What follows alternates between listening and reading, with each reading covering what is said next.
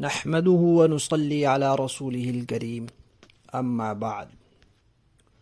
ترجمے والے قرآن پاک کا صفحہ نمبر 823، 22واں پارہ، سورہ یاسین، پہلا رکوع، آیت نمبر 8 تا 10۔ اعوذ باللہ من الشیطان الرجیم، بسم اللہ الرحمن الرحیم۔ إنا جعلنا في أعناقهم أغلالا فهي إلى الأذقان فهم مقمحون وجعلنا من بين أيديهم سدا ومن خلفهم سدا فأغشيناهم فهم لا يبصرون وسواء عليهم أأنذرتهم أم لم تنذرهم لا يؤمنون۔ صدق اللہ العظیم۔ اس سے پچھلی آیات میں آیت نمبر 6 میں یہ بات آئی تھی کہ اہل عرب کے ہاں قریب میں کوئی ڈرانے والا نہیں آیا،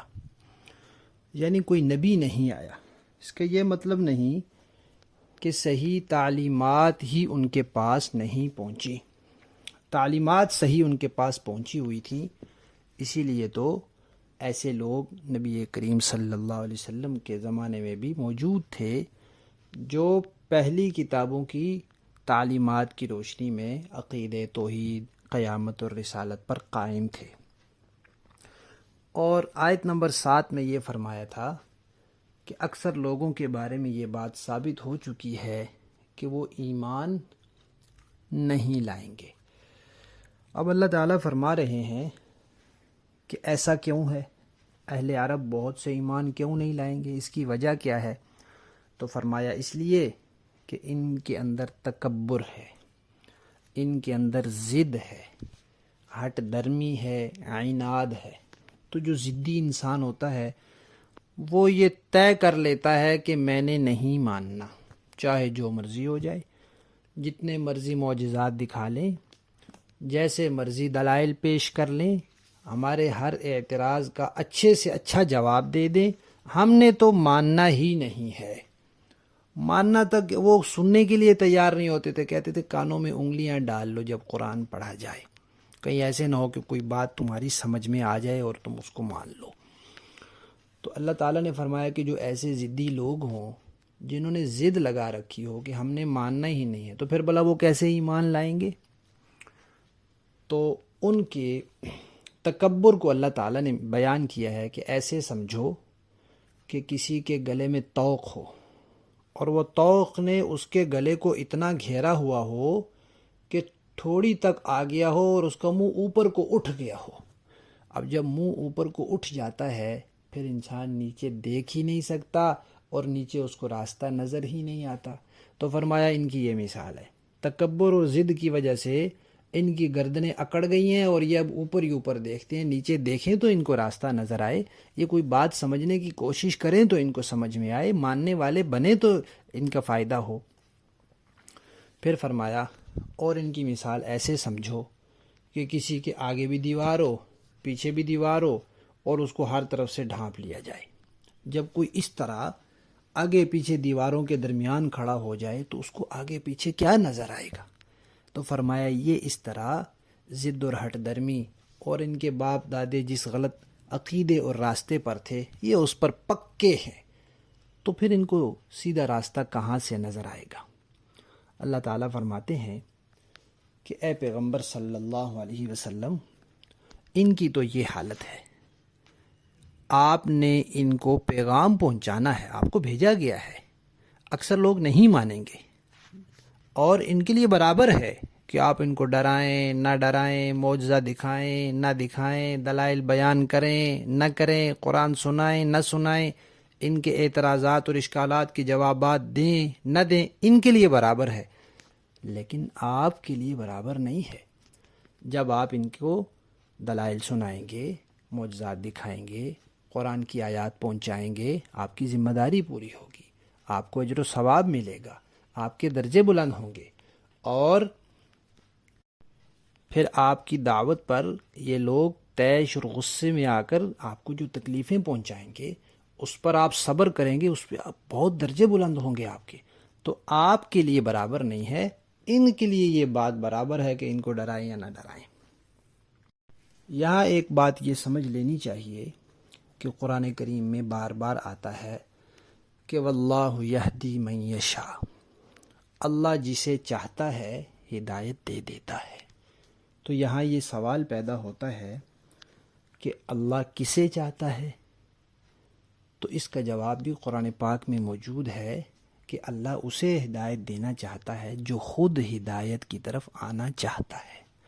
تو بات بالآخر انسان کی اپنی چاہت اور اپنے دل پر ٹکتی ہے کہ جو انسان ضد، تکبر اور عناد نہیں اپناتا، بات آتی ہے اس کو سمجھنے کی کوشش کرتا ہے، انصاف کی نظر سے دیکھتا ہے، انصاف سے فیصلہ کرتا ہے، تو اللہ تعالیٰ بھی اس کو حق تک پہنچا دیتے ہیں، سیدھے راستے پر پہنچا دیتے ہیں۔ اور اگر کوئی ضد اور عناد اختیار کرتا ہے تو وہ پھر خود ہی نہیں چاہتا، تو جو خود نہیں چاہتا پھر اللہ بھی نہیں چاہتے کہ یہ ہدایت پر آئے، اس لیے کہ اللہ تعالیٰ زبردستی کسی کو ہدایت نہیں دیتے۔ لفظی معنی دیکھیے، انا بے شک ہم نے، جعلنا بنا دیے، ڈال دیے، فی اعناقہم، فی کا معنی ہوتا ہے میں، اعناق عنق کی جمع ہے، عنق کہتے ہیں گردن کو، اعناقہم ان کی گردنوں میں، اغلالن توق، ہم نے گویا کہ ایسے سمجھو کہ ہم نے ان کی گلوں میں توق ڈال دیے۔ کس چیز کے توق؟ وہ ان کا تکبر جو ہے، ان کی ضد جو ہے۔ فہیا پس وہ توق الاذقانی وہ ان کی ٹھوڑیوں تک ہیں، فہم تو وہ لوگ مقمحون سر ان کے اوپر کو اٹھے رہ گئے ہیں، اب نیچے نہیں ہو سکتے کہ راستہ نظر آئے۔ وجعلنا اور اللہ فرماتے ہیں ہم نے بنا دی، من بین ایدیہم ان کے آگے، سدن ایک دیوار، ایک آڑ، ومن خلفہم اور ان کے پیچھے بھی، سدن ایک دیوار، فاغشیناہم تو اس طرح ہم نے ان کو ہر طرف سے ڈھانپ دیا، فہم لا یبصرون اب وہ دیکھ ہی نہیں سکتے، وسواء اور اے پیغمبر برابر ہے، علیہم ان کے لیے، اانذرتہم آپ ان کو ڈرائیں، ام یا پھر لم تنذرہم آپ ان کو نہ ڈرائیں، لا یؤمنون یہ ایمان نہیں لائیں گے کیونکہ یہ ضدی لوگ ہیں۔ تو نتیجہ یہ نکلا کہ انسان کو متکبر نہیں ہونا چاہیے، ضدی اور ہٹ درم نہیں ہونا چاہیے،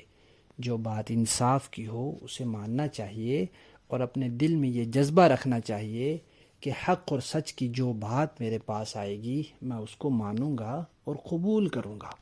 یہی قرآن پاک کا درس ہے، اور یہ سورہ یاسین کا خاص سبق ہے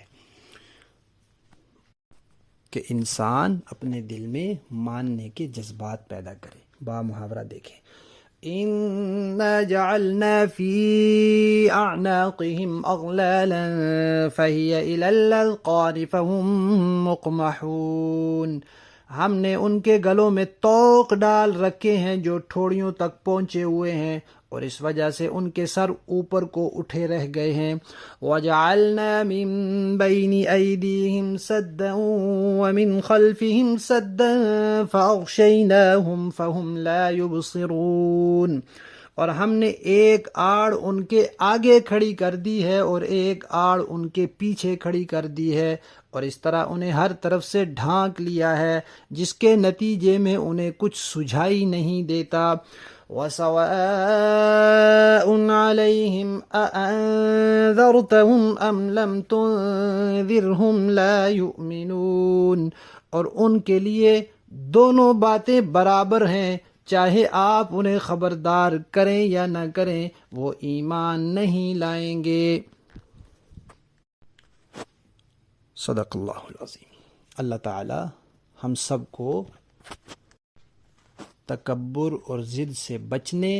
اور اپنے دل میں صحیح بات کو ماننے کا جذبہ پیدا کرنے کی توفیق عطا فرمائے، آمین۔